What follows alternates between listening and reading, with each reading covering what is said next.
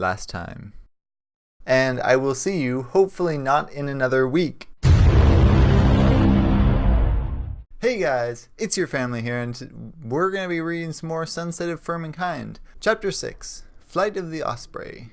Brian Barrett paced back and forth in his special holding cell for death row inmates, awaiting that final walk to execution. He had just finished his last meal, consisting of chicken fried steak, mashed potatoes with country cream gravy, sweet corn on the cob, buttered rolls, iced tea, and a large piece of key lime pie. His taste buds and his stomach were satisfied, but his mind was racing in fear. He was not a man normally besieged by fear of life, but it was not life that was facing him.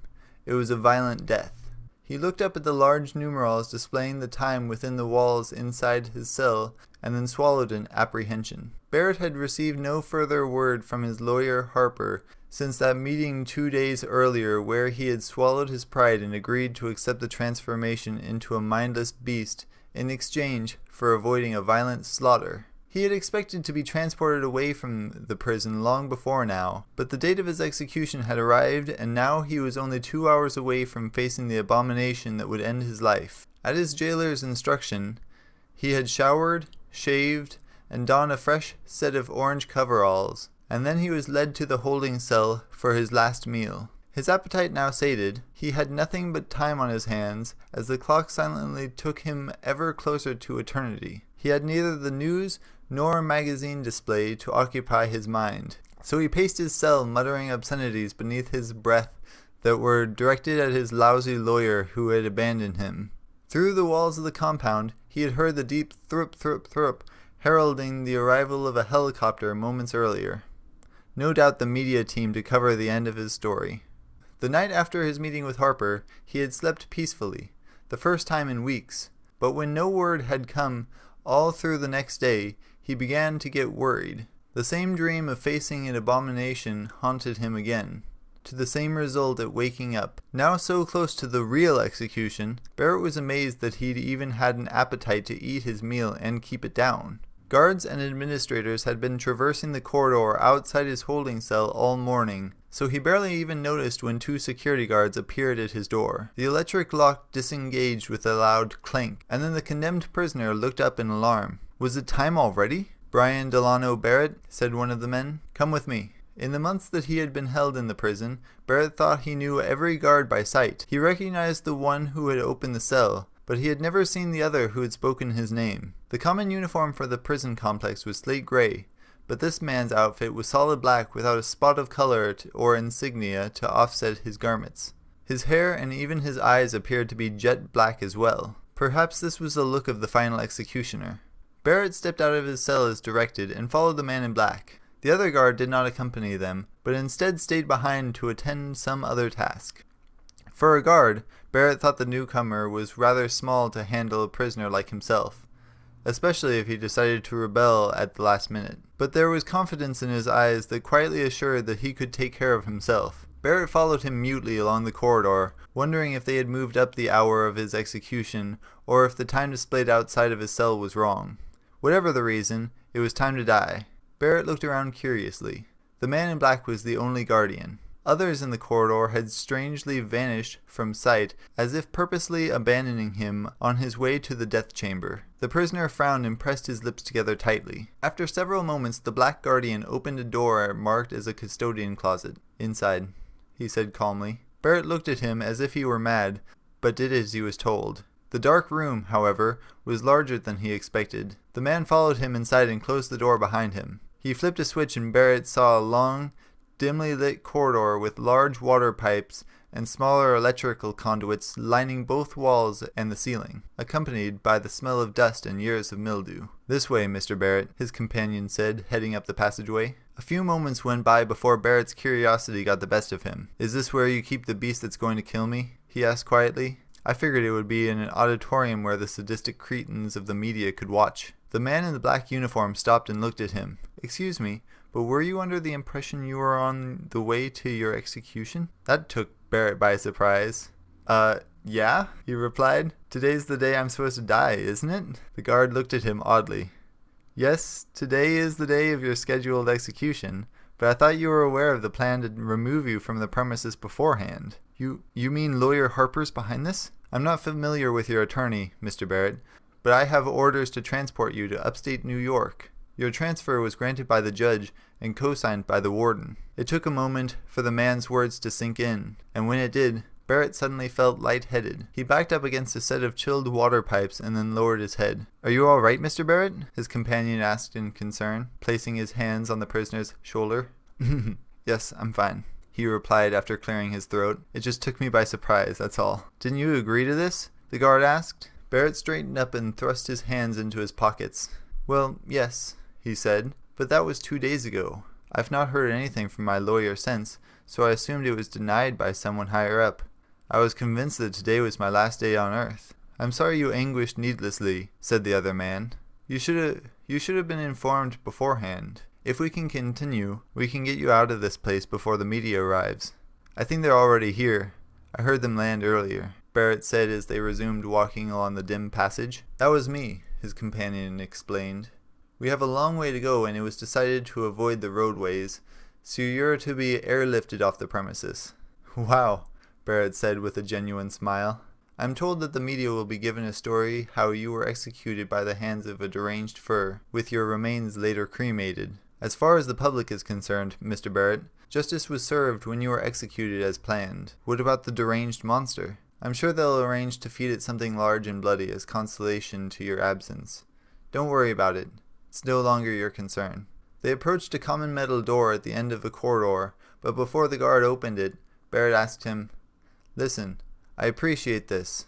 What is your name? The shorter man looked up and replied, Tom Williams, Aviation First Officer for the AHCP. Thank you, Tom. Please, call me Brian. I'm very pleased to see you today. Williams opened the door and gestured Barrett inside. They entered what looked like a maintenance garage, and the guard pulled the door closed behind them. A long workbench with tools hanging on pegs on the wall above it occupied one side of the room. Lockers with garden tools, metal cables, locks, manacles, and other oddments were on the other, and Tom led him around several riding mowers parked in the middle. Beside a door with a small square window that let in the outside sunlight was a soft-sided suitcase. Tom stopped beside it and nudged it with a toe. There's a full change of clothes in there, all in your size, he said. There's no need to take your coveralls with you. Barrett chuckled. Thanks, he said. Orange isn't my color anyway. I've been told it clashes with my red hair. Tom walked to the door and said, I'll be back for you in just a moment. He stepped through the door, giving Barrett a few moments of privacy to change. Barrett found a white undershirt, a long-sleeved, dark green cotton collar shirt, and a pair of denim jeans. There was even a change of underwear, belt, socks, and a pair of Western-style boots. Anxious to leave before someone changed his mind, he changed clothes, shoving his old prison garments into the now empty clothing bag. He decided not to wait for Tom to come back for him, so he opened the door and stepped out into the sunshine, rolling the sleeves of his new shirt up to his elbow. The cool autumn breeze was slightly tainted by the smell of a nearby garbage dumpster, but the outside air had never tasted so sweet as to the man who had been convinced that he had been about to die. He could see white-topped mountains in the distance to the west over the prison walls and the guard towers, and as he looked, there were only high cirrus clouds overhead. Cyrus? I don't know how you say that. Are you ready to go? Tom's voice asked from the right. Am I ever? The prisoner replied. Tom handed him a black knit cap. Here, cover up your head in case someone sees you. Barrett took the cap without a word and put it on, tucking his short red hair beneath it. He followed the man in black around a panel truck, and it was then that Barrett saw the vehicle of his escape. The flying machine had the appearance of an airplane, but the engine fan blades were above the wing facing the sky, resembling thick helicopter rotors. Is that an Osprey? He said in awe. He had seen photos of the antique tilt-rotor aircraft, but never one with his own eyes. The craft was an archaic design from an age before anti-gravity repulsors, but that kind of technology requires a lot of power and was expensive to operate. The principal reason why air cars and other floating vehicles of the proverbial future had never really caught on. Despite the advances in levitation technology, it was simply too cost-prohibitive for anyone but the super rich. Although exponentially more efficient than their early predecessors, mechanical vehicles such as cars, trucks, buses, and airplanes were still in use. "Yes, Brian, that's our ride," Tom replied. "It's old, but it's been refurbished with more modern systems and is still reliable for our uses." Tom led him up to the aircraft and showed him the way up inside the troop compartment. Barrett blinked when he saw the comfortable interior of the modified craft. In place of the standard fold-down seats that were common in military aircraft of this nature, the compartment resembled the first-class section of a commercial airliner, containing 6 rows of comfortable-looking seats in sets of 4. The ceiling left little room for Barrett's height, but he was able to move around without having to bend over. "Do you need to use the restroom before we leave?" Tom asked, pointing to the door of the facilities at the rear of the compartment. "No, I'm good." "Okay then. Have a seat and fasten your safety harness," Tom instructed. "We will be lifting off in a moment." "Are you flying this bird?" Tom smiled. "I'm the co-pilot, but once we're in the air cruising, I'll be back to check in on you."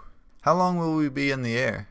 "Altogether, almost 7 hours, with dinner and a refueling stop in Chicago. There's a pocket on the side of the front seat that has today's paper if you wish to see it. Now, if you will excuse me, I need to get up front." "Okay, Tom. See you in the air."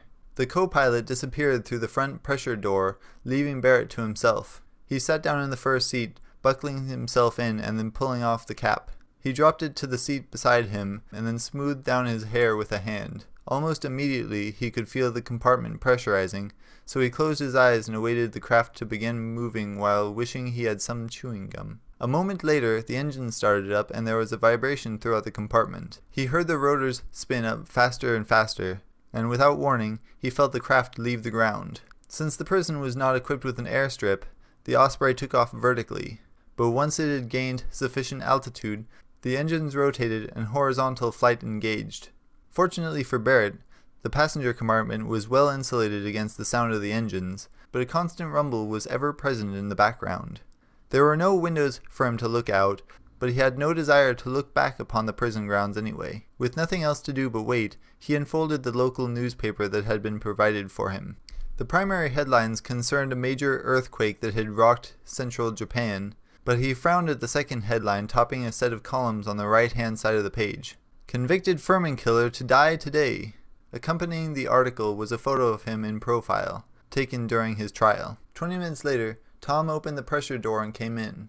Over the black uniform, he now wore a standard military flight coveralls. He held a canvas satchel in one hand and tossed it to Barrett before taking a nearby seat. "How are you doing?" he asked as he buckled his seat. "I'm feeling relieved," Barrett answered truthfully. "When you came for me wearing all black, I saw you as nothing more than the Death Angel." "Ha ha," Tom chuckled. "Sorry about that, but this is our official uniform for the HCP." Barrett tried to hand the satchel back over to him, but Tom waved it away. "That's for you, Brian." "What is it?" "Information about the Institute you will need," he replied. "There's orientation material, a map of the estate grounds, and some personal information concerning your situation. I was to give it to you when we were on our way and answer any questions you may have." Oh, up until that moment, from when the man in black had arrived, Barrett had not given further thought to the rest of his sentencing. He may have missed an execution, but now he had to face a transformation into one of the beasts he loathed, a creature neither human nor animal, but something stuck somewhere in between. If he had a mind left after the process was completed, he was sure that every time he looked in a mirror, he would only see the face of his ex-fiancee's lover staring back at him. He wondered how long it would take him to go insane from such daily psychological torture. Next chapter. Oh man, we have so much more good stuff ahead of us. Is that a spoiler? The book is good. If that's a spoiler, I swear. Anyway, thanks for watching. Don't forget to post a comment down below. And I'll see you later.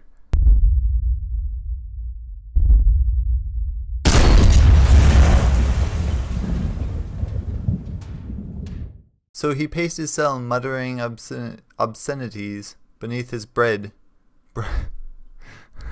Orange isn't my color anyway. Giola Rouge isn't my color anyway.